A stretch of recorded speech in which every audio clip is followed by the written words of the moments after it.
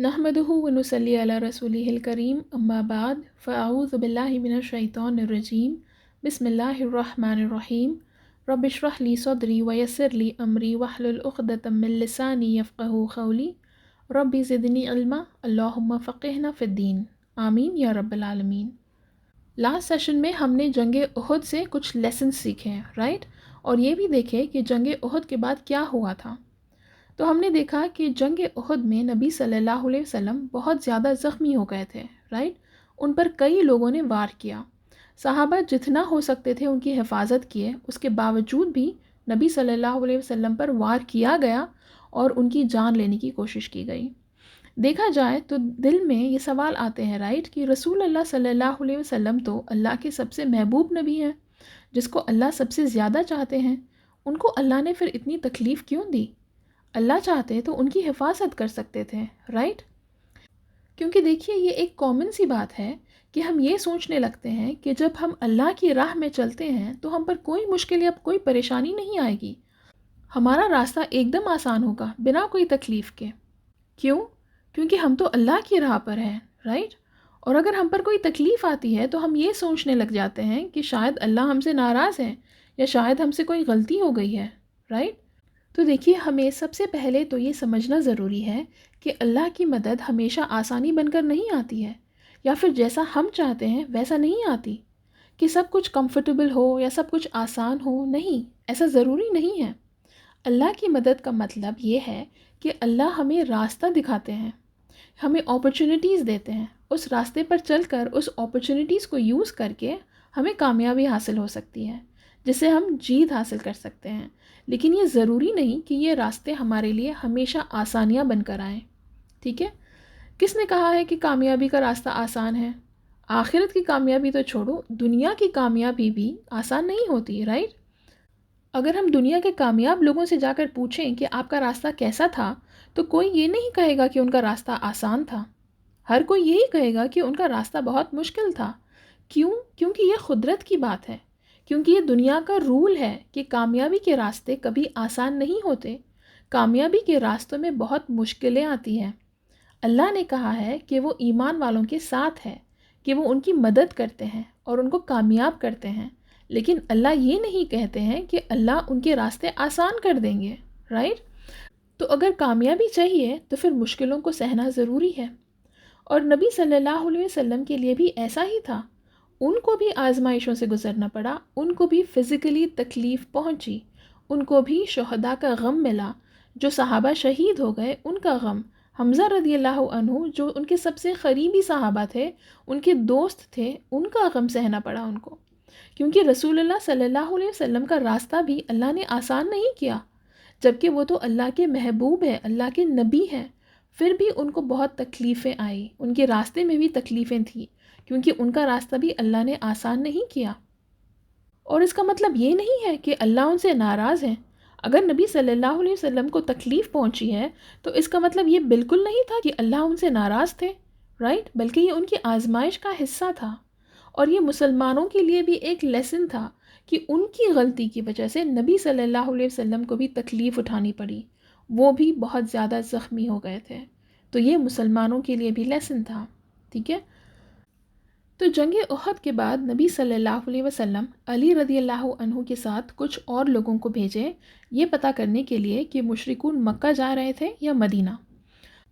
तो अली रज़ियल्लाहु अन्हु हमरा अल असद, जो कि एक जगह का नाम था, वहाँ तक उनका पीछा किए और नबी सल्लल्लाहु अलैहि वसल्लम भी फिर उनके पीछे गए। तो वहाँ पर उनको एक ट्राइब का लीडर मिला, जो नबी सल्लल्लाहु अलैहि वसल्लम से आकर मिला, जिसका नाम था माबद, ठीक है? ये एक मुसलमान नहीं था, लेकिन ये मुसलमानों के लिए हमदर्दी रखता था। ये नबी सल्लल्लाहु अलैहि वसल्लम के लिए हमदर्दी रखता था। तो जब ये नबी सल्लल्लाहु अलैहि वसल्लम से आकर मिला तो नबी सल्लल्लाहु अलैहि वसल्लम ने उसे कहा कि मुशरिकून के पास जाओ और उनको मदीना जाने से रोको। तो ये माबद मुशरिकून के पास गया और उसने देखा कि मुशरिकून की आर्मी 2 माइंड्स में थी कि वो मदीना जाकर मुसलमानों से लड़े या फिर मक्का चले जाएं।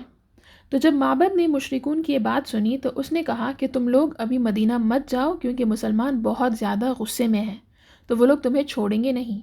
इससे बेहतर है कि तुम लोग अभी मक्का जाओ। और उसकी बात सुनकर मुशरिकून की आर्मी मक्का के लिए निकल गई। تو اس کے بعد مسلمان ہمراہ الاسد میں 3 دن رکے، اس کے بعد وہ وہاں سے مدینہ آ گئے۔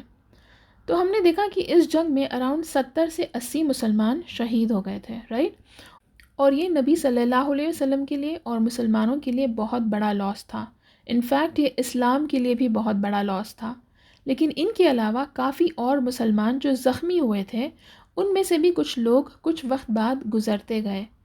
تو یہ لاس صرف 70 یا 80 مسلمانوں کا نہیں تھا، بلکہ اس سے کئی زیادہ نمبر کا تھا۔ تو اب ان مسلمانوں میں ایک صحابی تھے جس کا نام تھا خنیس بن حذافہ رضی اللہ عنہ۔ یہ بھی نبی صلی اللہ علیہ وسلم کے قریبی صحابہ میں سے تھے۔ یہ بھی احد میں بہت زیادہ زخمی ہو گئے تھے اور مدینہ کی واپسی میں ہی گزر گئے۔ ان کی شادی ہو گئی تھی، اور ان کی بیوی کون تھی؟ ان کی بیوی کا نام تھا حفصہ بنت عمر رضی اللہ عنہ۔ یہ عمر رضی اللہ عنہ کی بیٹی تھی، اور یہ بہت ہی ینگ تھی۔ ان کے شوہر کے گزرنے کی وجہ سے اوبویسلی یہ بہت زیادہ غمگین ہو گئی تھی۔ اب ان کو دیکھ کر ان کے والد عمر رضی اللہ عنہ کو بہت تکلیف ہوتی تھی۔ تو ایک دن عمر رضی اللہ عنہ عثمان رضی اللہ عنہ کے پاس اپنی بیٹی حفصہ رضی اللہ عنہ کے لیے پوچھنے گئے۔ بیسیکلی وہ اپنی بیٹی کا رشتہ لے کر گئے، کیونکہ عثمان رضی اللہ عنہ کی بیوی رقیہ رضی اللہ عنہ تھی، رائٹ؟ اور جنگ بدر کے وقت ان کا انتقال ہو گیا تھا کیونکہ یہ بیمار ہو گئی تھی، رائٹ؟ تو اب عثمان رضی اللہ عنہ اس کے بعد دوبارہ شادی نہیں کی ہے، تو اس لیے عمر رضی اللہ عنہ کو لگا کہ شاید وہ حفصہ رضی اللہ عنہ کے لیے مان جائیں گے۔ لیکن جب عمر رضی اللہ عنہ عثمان رضی اللہ عنہ کے پاس گئے اور ان سے بات کیے تو انہوں نے ان کو منع کر دیا۔ انہوں نے کہا کہ فی الحال وہ نکاح کے لیے تیار نہیں ہے۔ تو یہ سن کر عمر رضی اللہ عنہ کو برا لگا۔ پھر وہ ابو بکر رضی اللہ عنہ کے پاس گئے اور ان سے اپنی بیٹی کے لیے پوچھے۔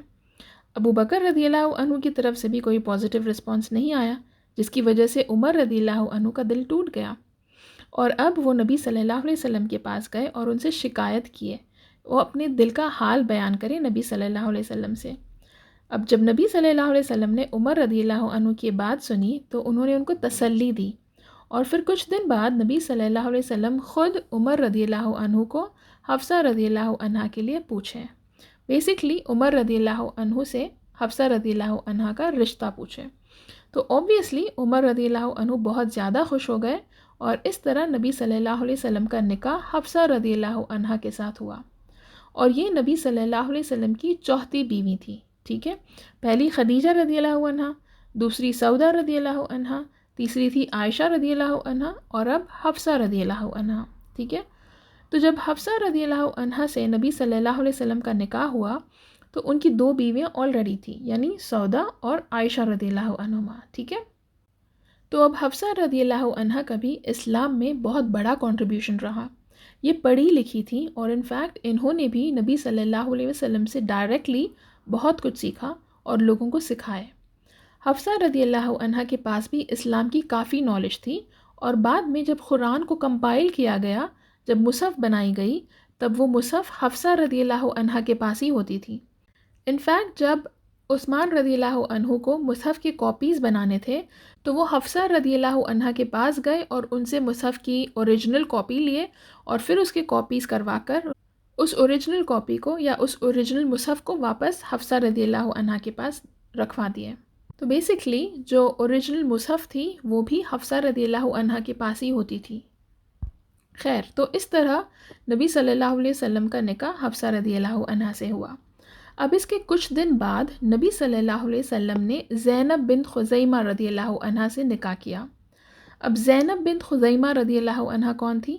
یہ عبیدہ بن حارث رضی اللہ عنہ کی بیوی تھی، اور عبیدہ بن حارث رضی اللہ عنہ جنگ بدر میں شہید ہو گئے تھے، جس کے بعد زینب رضی اللہ عنہ جو تھی وہ بہت اکیلی ہو گئی تھی، اور ان کا کوئی خیال رکھنے والا نہیں تھا۔ ان کا سچویشن بہت برا تھا، تو بہت مشکل سے ان کا گزارا ہو رہا تھا۔ تو جب نبی صلی اللہ علیہ وسلم کو ان کے بارے میں پتہ چلا تو نبی صلی اللہ علیہ وسلم نے ان سے نکاح کیا، ٹھیک ہے، اور ان کو آسرا دیا۔ اور زینب رضی اللہ عنہ کو ام المساکین کہتے تھے، یعنی مسکین لوگوں کی ماں، کیونکہ یہ بہت زیادہ جنرس تھی، بہت زیادہ غریبوں کی مدد کرتی تھی۔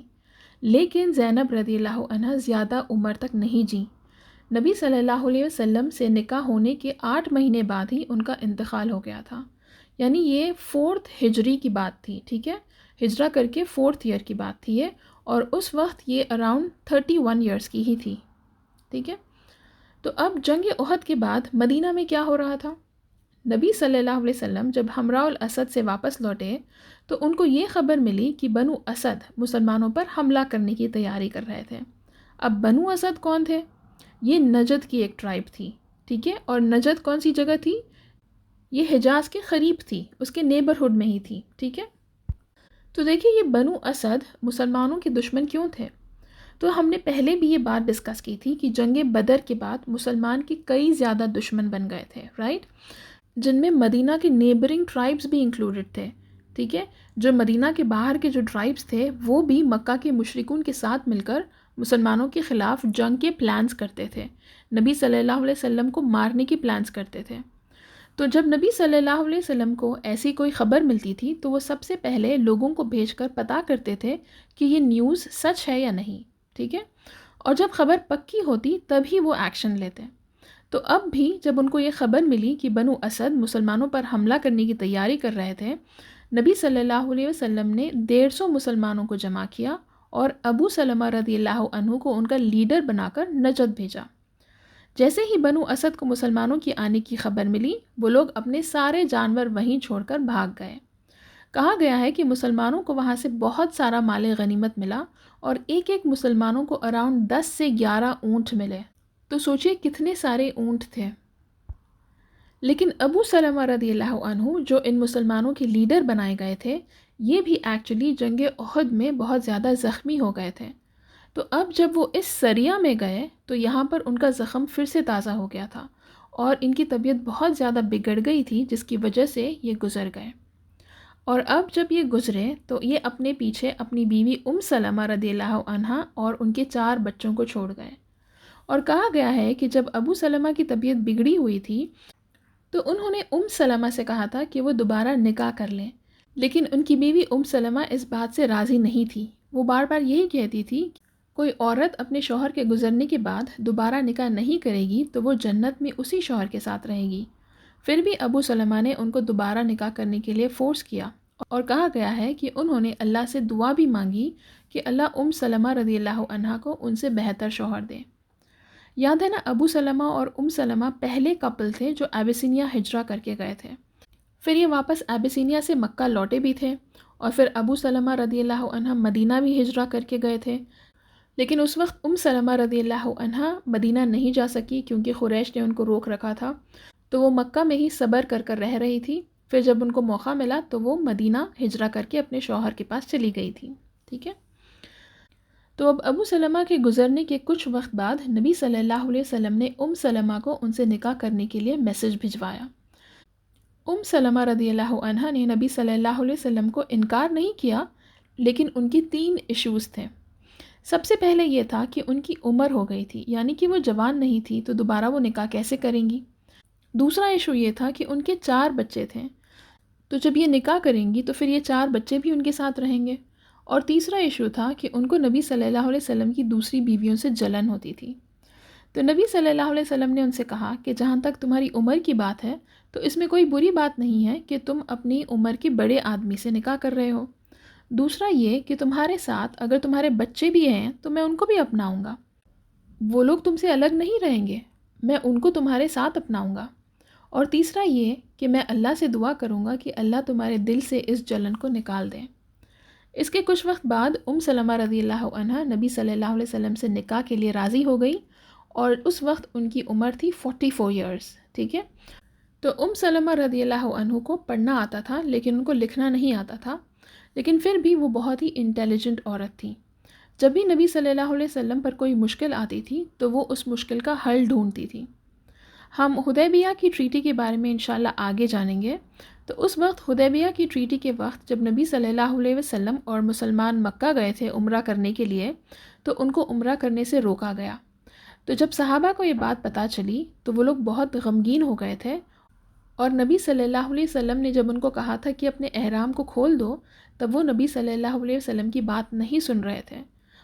دیکھیے ہم نے ہمیشہ یہ سنا تھا کہ صحابہ نبی صلی اللہ علیہ وسلم کی ہر بات مانتے تھے، لیکن کچھ ایسے انسٹنسز تھے جہاں پر صحابہ نبی صلی اللہ علیہ وسلم کی بات کو نہیں مان رہے تھے، جس میں سے یہ ایک انسٹنس تھا جہاں پر یہ لوگ اتنے غمگین ہو گئے تھے عمرہ نہ کرنے کی وجہ سے کہ وہ لوگ نبی صلی اللہ علیہ وسلم کی بات کو نہیں مان رہے تھے، ان کو احرام نہیں نکالنا تھا۔ تو جب سلمہ رضی اللہ عنہا بھی نبی صلی اللہ علیہ وسلم کے ساتھ موجود تھیں، اور جب نبی صلی اللہ علیہ وسلم نے ان سے یہ بات کہی تو انہوں نے نبی صلی اللہ علیہ وسلم کو مشورہ دیا کہ آپ پہلے اپنا احرام اتار دیں، اور آپ کو دیکھ کر صحابہ بھی پھر اپنے احرام اتار دیں گے۔ اور ویسا ہی ہوا، جب نبی صلی اللہ علیہ وسلم نے اپنا احرام اتارا تو صحابہ بھی دیکھ کر اپنے احرام اتار دیے۔ تو یہ وہ مشورہ تھا جو سلمہ رضی اللہ عنہا نے نبی صلی اللہ علیہ وسلم کو دیا تھا، جس سے ان کی انٹیلیجنس پتہ چلتی ہے۔ تو دیکھا جائے تو نبی صلی اللہ علیہ وسلم کے جو نکاح ہوئے تھے وہ اسلام کے لیے سارے فائدے مند تھے۔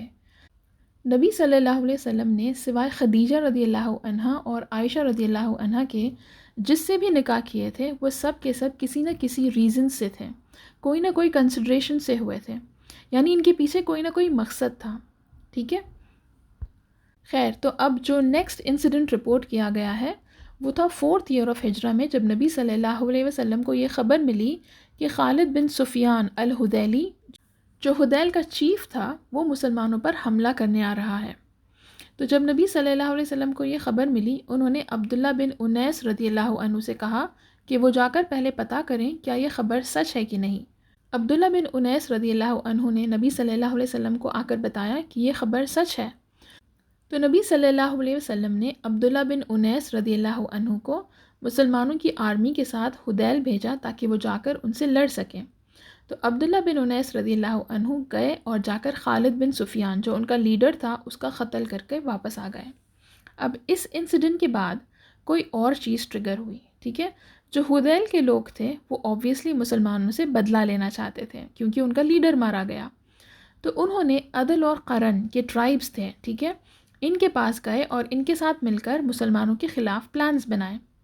اور اسی سال یعنی 4th ہجرہ میں ہی عدل اور قرن کے ٹرائب سے کچھ لوگ نبی صلی اللہ علیہ وسلم کے پاس گئے اور ان سے مل کر بولے کہ وہ لوگ اسلام میں انٹرسٹڈ ہیں، اور ان کے پاس کچھ ایسے لوگ ہیں جو اسلام سیکھنا چاہتے تھے، جس کے لیے انہوں نے نبی صلی اللہ علیہ وسلم سے ریکویسٹ کیا کہ نبی صلی اللہ علیہ وسلم ان کے ساتھ کچھ مسلمانوں کو بھیجیں تاکہ وہ لوگ آ کر ان کو اور ان کے ساتھ دوسروں کو بھی اسلام سکھائیں۔ اور نبی صلی اللہ علیہ وسلم کو یہ بات ٹھیک لگی تو انہوں نے ان لوگوں کے ساتھ 10 مسلمانوں کو بھیجا اور عاصم بن ثابت رضی اللہ عنہ کو ان کا لیڈر بنا کر بھیجا۔ اب جب یہ لوگ ان کے ساتھ نکلے اور الراجی پہنچے تو وہاں پر اراؤنڈ 100 لوگ، ٹھیک ہے، ویپنز کے ساتھ آئے اور ان 10 مسلمانوں کو گھیر لیے۔ اور یہ لوگ کون تھے؟ یہ 100 لوگ جو تھے یہ ہذیل کے قبیلے سے تھے، یاد ہے نا، جو مسلمانوں پر حملہ کرنا چاہتے تھے اور عبداللہ بن انیس ان کی چیف کو مار کر آ گئے تھے۔ تو یہ وہی ٹرائب تھی اور یہ لوگ عدل اور قرن کے ٹرائب سے مل کر مسلمانوں کے خلاف یہ پلان بنائے۔ اب جب یہ لوگ مسلمانوں کو گھیر لیے اور بولے کہ ہمارے ساتھ چلو، ہم تم کو کچھ ہونے نہیں دیں گے، تو عاصم بن ثابت رضی اللہ عنہ نے ان کو جواب دیا کہ تم نے آلریڈی یہ بتا دیا کہ تم لوگ کتنے بڑے دھوکے باز ہو، تم نے ہمیں دھوکے سے یہاں لایا، اب ہم تمہاری بات نہیں سنیں گے۔ اور یہ مسلمان جو تھے وہ ان لوگوں کے ساتھ نہیں گئے۔ تو اب جو 100 لوگ تھے جو ہذیل کے ٹرائب کے تھے وہ لوگ ان مسلمانوں کو گھیر لیے اور ان 10 میں سے 7 مسلمانوں کا قتل کر دیے اور بچے صرف 3 مسلمان۔